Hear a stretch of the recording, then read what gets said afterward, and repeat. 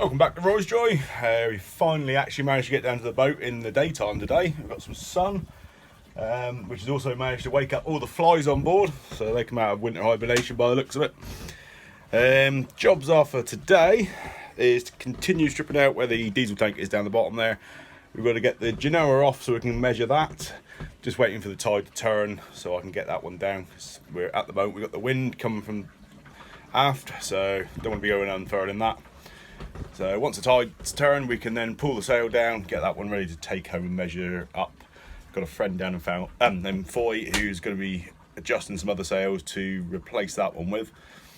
But yeah, otherwise it's still ripping out and seeing what other little interesting issues we can find down near the fuel tank. So follow us along, see how we get on. You can see from last time, this is as far as we got. We've got to start uncovering the fuel tank down here. Done some temporary sealing again. Still got some water drips coming through there, which you can see along there. I'm not sure where the hell they've come from. I'm assuming that is condensation, but we're gonna have to keep looking into that. There's a leak that's coming out from the top of the door here, which if we go up here, this section here, hopefully you can see it with the sun. This here used to run right alongside of the wheelhouse. There was a timber and that acted as a gutter. Over the years, obviously the water had run on top of that gutter and rotted that and rotted this. I've kept this one as he is because he was better than the other side, but as you can see this side here has come out now, and I'm assuming the water's now getting below there. Also found under here I think the sealant's perished. I only put cheap household stuff because it was only going to be a quick temporary repair. So what I'm hoping to do is to make some moulds up and actually make some fiberglass gutters to run along the side of here, which will also act as the overlap over the door. But also the main thing is just to stop all the water running off onto a timber, because I don't want to replace this with a timber and have it rot again. So that's got to come out. Well, at some point, hopefully this summer, we're going to be doing these, playing both sides. Both got leaks, both got issues. Pretty bad design if you ask me, but we're going to make it better. But yeah, as we've got the sun, we're going to do a little bit more butchering. Hopefully in daytime, I haven't got to mess around with work lights and head torches today, which is a big bonus. Have a tidy up, run the engine up, charge the batteries.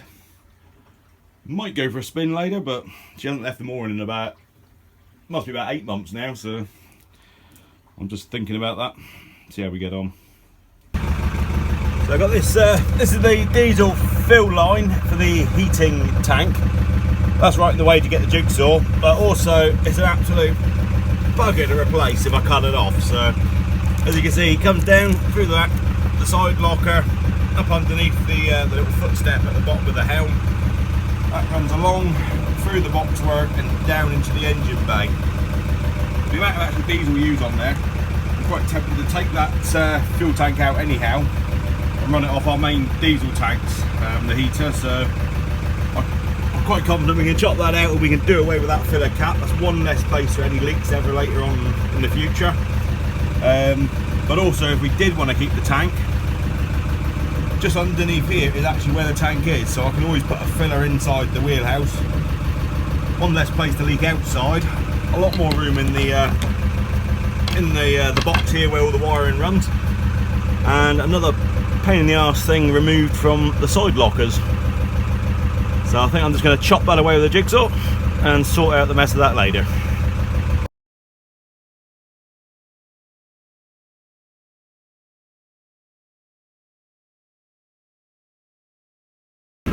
Next thing to go is this bulkhead here. This is the one I was going to keep, but I'm going to have to take that out to get the fuel tank, which is here.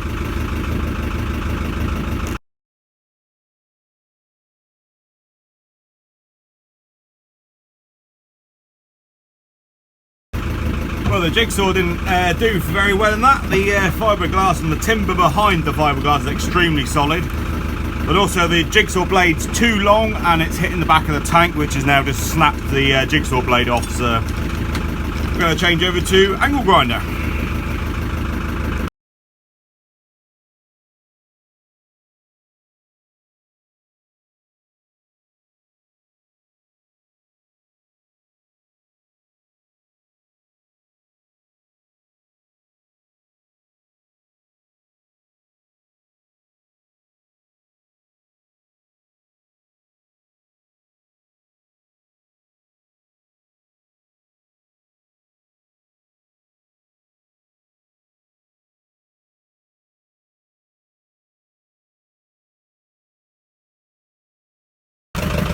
see, this one's being a right little bugger. A few pipes there, they're all disconnected. There's also a couple more timbers in behind. And I'm assuming there's a fiberglass flange on the other side there anyhow, which I thought would break out, but is not giving in. So I thought I was going to cut them into little sections and put them out section by section. It's always nice when you find more household insulation behind. Exactly the same as what we had on the other side fuel tank. As you'll see, they put in rock wool insulation around the whole tank. I'm quite surprised actually this side it's dry. Obviously it's been wet at some point, so it's stuck to the side of the tank and that, but the other side when we took it out was completely sopping. But I say, the bulkhead was absolutely solid in. Just a shame I had to take them out. I'll add it to the jobs list. That's the bulkhead out. There's only fiberglass flanged on the blocker side, which pretty much proves the point that these tanks were the first thing put into the boat. Everything else was still around them. That's why it makes it such an effort to get them out. I now need to try and work out how to unstick the tank from where it is, because they pretty much put God knows how many tubes of adhesive around it to stick it into place, with metal brackets as well running down the back.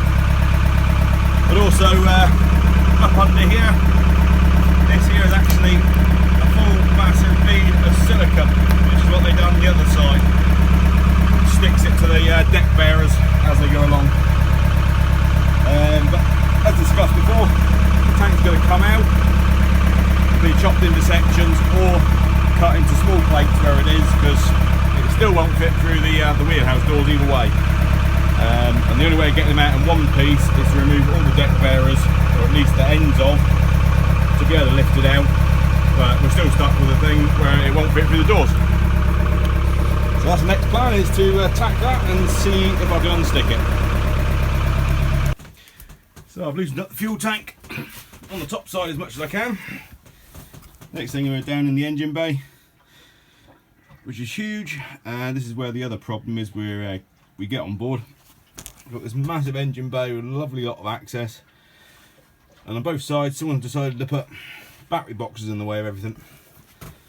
Once you're actually in the engine bay, you've got a bit to get here to stand up in, which is fine. Once you're actually knelt down and wanting to work on anything, you can't actually bend down or move or do anything else. At the moment my leg is against the side of the alternator, which isn't ideal.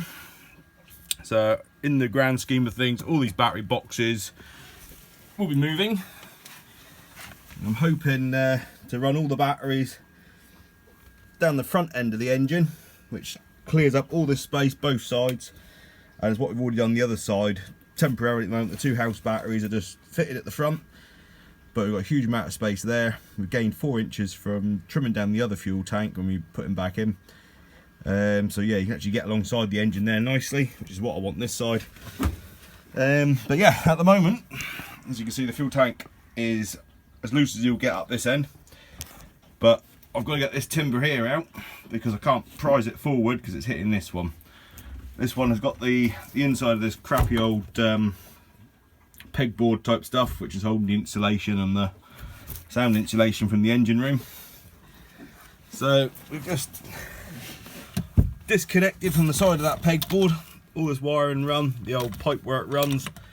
We've got the vent run for the heater, cables for the batteries, and all that's off.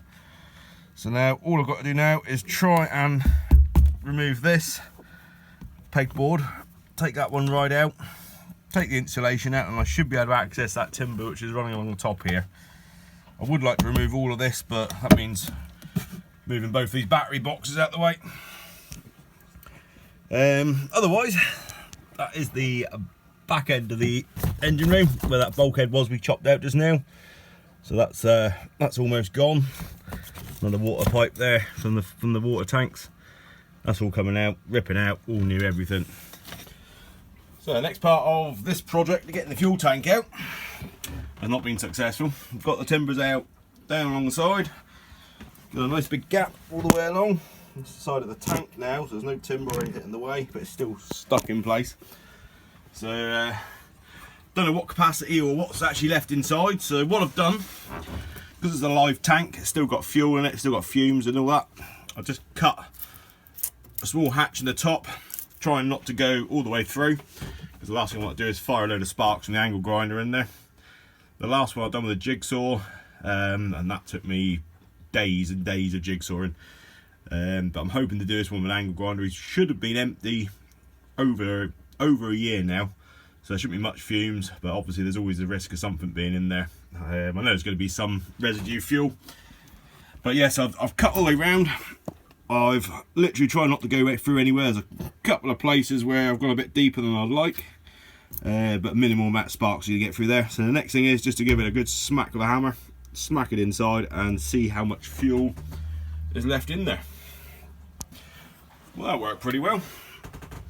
And without a torch, can't really see much, but I can see there's a bit of juice down the bottom, so there's obviously some fuel. I'll grab a torch and shine it back in.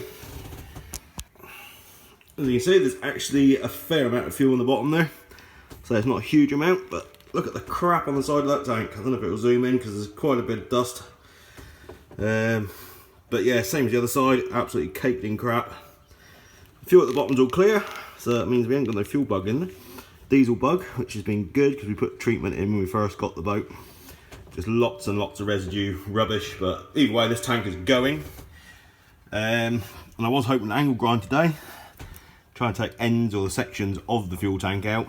I think it should be alright with the fuel in there. So what I've done now, got the trusty fire extinguisher, got, where have we got the other ones? Another one there, and another one there, all powders. So if the worst does happen, we can just fire one of them in the tank. So yeah, next thing is angle grinder and start chopping away. But again, same as when I've done this one, I'm only going to try and cut 3 parts of the way through, leave the last bit of metal holding. That will also stop the sparks getting through. So yeah, I've taken a bit more of the deck out. That was out to about here. Taking the deck bearer out in the middle. And what I'm going to do next is cut the top of the tank out. I'm going to cut the end of the tank out, and then we're going to cut down every so often down through in between where the baffles are inside, just so that we can then access the back half to cut the tank in half, I'm hoping. So I can remove that half and then move this end to here, so I can then cut that one in half again, because this one's too big to fit through the door. This end's a little bit narrower. But yeah, so grinder's doing it, but it's struggling. It's, like I say, it's bloody thick steel, but what I did last time was metal cutting jigsaw blades, and they were a lot quicker than what I'm doing with the angle grinder at the minute. So yeah, I'll get some of them. We've taken the bulkhead out here, that's today's job. When I've done that fuel pipe earlier, I've left him there for the minute. Just in case we want to reroute, we can just put a joiner in there, put him back into the box down below. But I think that's all going to be coming out anyhow. So yeah, that's it for the day. We've got the sail down. That one's got to go home. What else have we done? We've done some temporary sealing above here, and also this side here where the temporary PVC sort of cladding is at the moment, which just covers over the timbers on top of the door. Yep, had a bit of a tidy up, sorted some more of the wood out that we've got coming out. There is some really good teak pits in here. I think it's that, no, these ones here, which were the boxing inside the tank in the engine room. We can use that for something anyhow. But now I'm just going to go and plod up the river, pick up some firewood, possibly off one of the beaches, and then come back, pick the sail up, and head on home for tea. We shall see you later.